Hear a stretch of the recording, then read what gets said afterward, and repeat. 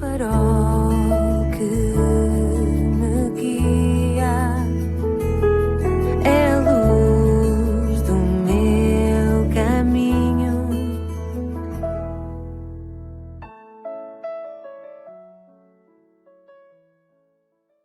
Sou o Carlos Oliveira e quero dar as boas-vindas à 99ª edição do programa Pedindo Luz. O tema hoje é Porque estou aqui? Eis uma questão é que ninguém pode fugir e que todos de certo já fizeram, mas será que todos terão encontrado a resposta certa? Afinal, por que estou eu aqui? A Bíblia diz que em Cristo foram criadas todas as coisas que há nos céus e na terra, visíveis e invisíveis, que tudo foi criado por Ele e para Ele, ou seja, que é nele que se encontra o propósito da vida. Curiosamente, o famoso matemático e filósofo ateu Bertrand Russell disse, e o que ele disse é para ser levado a sério, para se pensar seriamente: a menos que se admita a existência de Deus, a questão sobre o propósito da vida não tem sentido. Não foi por acaso que ele disse isto, repito, a menos que se admita a existência de Deus, a questão sobre o propósito da vida não tem sentido. É importante que saibas que o foco não és tu. O propósito da tua vida é muito maior do que a tua realização pessoal. É muito maior do que a tua família, que a tua carreira, ou mesmo que os teus mais ousados sonhos e ambições. Se quiseres saber por que foste colocado aqui na Terra, deverás começar por Deus. É nele que te deves focar, que te deves concentrar. Tu nasceste por um propósito divino e para realizar um propósito divino. A procura do propósito da vida tem intrigado o ser humano desde há milhares de anos. E isto porque normalmente o homem tem errado logo no ponto de partida, começando em si próprio. Fazemos perguntas egocêntricas, centradas em nós, como por exemplo, o que quero ser? O que devo fazer com a minha vida? Quais são os meus objetivos, as minhas ambições e os meus sonhos para o meu futuro? Concentrando-nos em nós mesmos, nunca desvendaremos o propósito da nossa vida. A Bíblia diz em Jó 12:10 que está nas mãos de Deus a alma de tudo quanto vive. Ao contrário do que escreveram escritores conceituados e que se vê em filmes e até se diz em seminários, tu não descobrirás o sentido da vida olhando para dentro de ti. É provável que já tenhas tentado fazer isso, mas pensa um pouco.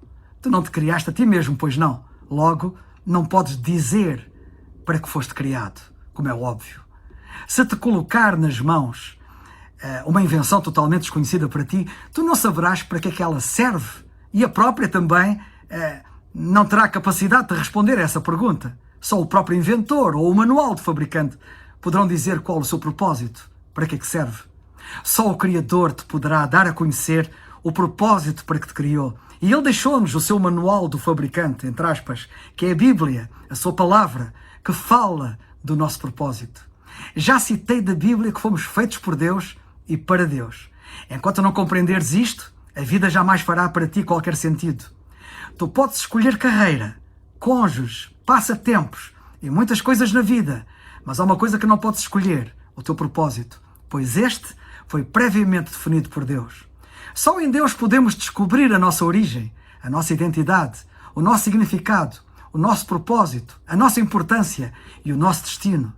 Todos os outros caminhos levar-te-ão a um beco sem saída. De certo que já soubeste de muitos livros que sugerem formas de descobrir o propósito da vida. Poderiam ser classificados como livros de autoajuda, pois abordam o assunto numa perspectiva egocêntrica.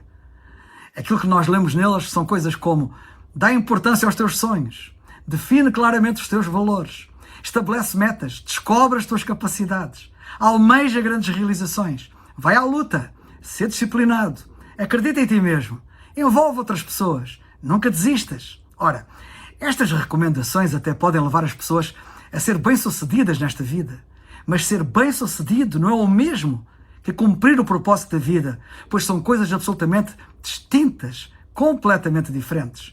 Tu podes alcançar os teus objetivos pessoais sendo bem-sucedido na norma social e ainda assim estás completamente distante dos propósitos para os quais Deus te criou. Precisas de algo mais do que meros conselhos de autoajuda. Diz a Bíblia, porque aquele que quiser salvar a sua vida, perdê-la-á. Ou seja, a autoajuda não é ajuda nenhuma. Repito, aquele que quiser salvar a sua vida, perdê-la-á. Nota bem. E o Senhor Jesus Cristo que disse isto, continuou e disse: e quem perder a sua vida por amor de mim, achá-la-á. Ou seja, ele disse que é nele que nós encontramos o propósito da vida. Mateus 16, 25. O segredo não está em seres capaz de encaixar mais atividades numa agenda já de si carregada, como alguns pensam. Na verdade, o segredo está em fazeres menos na vida, mas fazeres aquilo que mais importa. Tens que descobrir o que Deus pretende fazer de ti ao ter-te criado. Então, como descobrir o propósito para o qual tu foste criado? Só tens duas opções: especulação ou revelação. A especulação é a preferida pela maioria das pessoas. Elas conjecturam, supõem, teorizam. Quando dizem, sempre pensei que a vida fosse, querem com isso dizer, este é o melhor palpite que eu posso dar. Há milhares de anos que filósofos brilhantes discutem e ponderam sobre o significado da vida.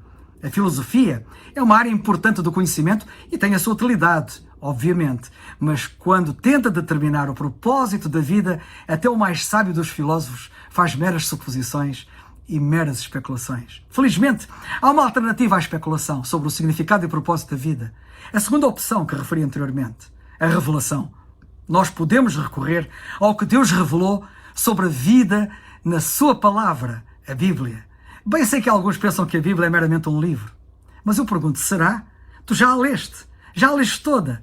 E já a examinaste? Já a estudaste com seriedade, com verdade, com rigor? É impossível fazê-lo e não ficar convicto de que se trata de um livro único, que não é meramente humano, mas divino. Há 47 anos, não 47 dias, nem semanas, nem meses. Há 47 anos, repito, que eu leio, que eu examino, que eu estudo a Bíblia diariamente e fico deslumbrado cada vez mais com a sua divindade, com a sua perfeição, cada vez que o faço. Eu já tinha dito que o modo mais fácil de tu descobrires o propósito de uma invenção é perguntares ao inventor. Ora, descobrires o propósito da tua vida funciona da mesma maneira, perguntando ao Criador, perguntando a Deus. Deus não te deixou às cegas para ficares com interrogações e a conjecturar. Ele revela claramente nas páginas da Bíblia o verdadeiro manual do fabricante, o propósito que ele tem para a tua vida. É este manual do fabricante, entre aspas, que explica porque estamos vivos, como funciona a vida, o que evitar, o que esperar do futuro. Ele explica o que todos os livros de autoajuda ou de filosofia ignoram completamente.